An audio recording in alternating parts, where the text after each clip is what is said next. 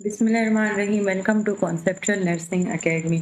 आज की वीडियो में हम BS nursing fifth semester Swat region subject teaching learning principle इसका हम यूनिट 4 पढ़ेंगे, जिसमें बेसिकली हमें आज अडल्ट लर्निंग के बारे में सीखने को मौका मिलेगा, उनकी डिफरेंट कैरेक्टरिस्टिक्स और वो लर्निंग थ्योरीज जो कि इससे पहले लेक्चर में हमने कवर की है। आज हम उनको दोबारा से जो है वो एक टच देंगे। स्वात रीजन के ऑथेंटिक स्लाइड्स यूज़ किया गया है क्योंकि थोड़े से डिफरेंट होते हैं बाकी रीजन से।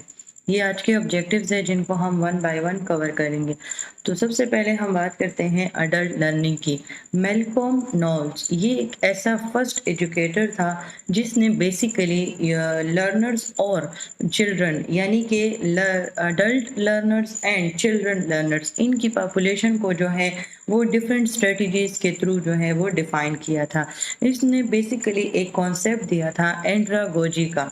इससे पहले हमारे पास कॉन्सेप्ट था पेडागोजी, जो कि बेसिकली वो आर्ट एंड साइंस होता है जिसमें हम चिल्ड्रन नॉलेज की बात करते हैं, यानी कि जिसमें हम स्टूडेंट्स हो गए या डिफरेंट चिल्ड्रन कम्युनिटी जिनको हम नॉलेज करते हैं या वो जो लर्निंग प्रोसेस से होते हुए गुजरते हैं, तो वो चिल्ड्रन जो हैं यानी 0 से 18 रेंज की कैटेगरी वाले वो पेडागोजी होते हैं। उसके बाद हमारे पास आता है एंड्रागोजी। ये जो डिफरेंट स्पेसिफिक टर्म्स था इसको मैल्कम नोल्स ने जो है वो इंट्रोड्यूस कराया था, जिसमें बेसिकली उन्होंने अडल्ट से रिलेटेड जो टीचिंग स्ट्रेटजीज थी वो हमें समझाई थी, वो हमें डिफरेंशिएट किए थे। अगर हम अडल्ट लर्निंग की बात करें तो ये एक ऐसे मेथड्स या वो प्रैक्टिसेस होते हैं जो कि जब वो अडल्ट लर्निंग के साथ शामिल हो जाते हैं, यानी कि इन प्रोसेसेस और इन प्रैक्टिसेस से होते हुए जब एक लर्नर जो है एक adult learner above the age of 18 जब वो लर्निंग करेगा तो उसको फिर हम एंड्रागोजी कहेंगे। और अगर कोई अंडर 18 जो है वो लर्निंग प्रोसेस से गुजरेगा तो उसको हम पेडागोजी कहेंगे। अब हमारा जो स्पेसिफिक टॉपिक है वो है एंड्रागोजी यानी कि अडल्ट लर्निंग। तो हम ज़्यादातर फोकस अब इस पे करेंगे कि अब इसमें क्या होगा।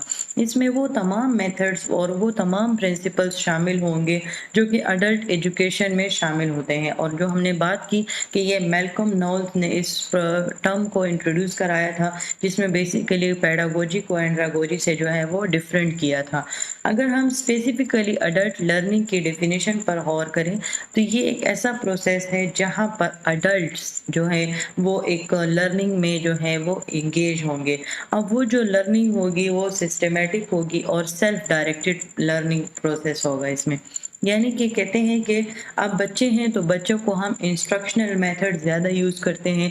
जिस तरह के आपके टीचर होते हैं तो वो आपको जो है वो पढ़ाते हैं,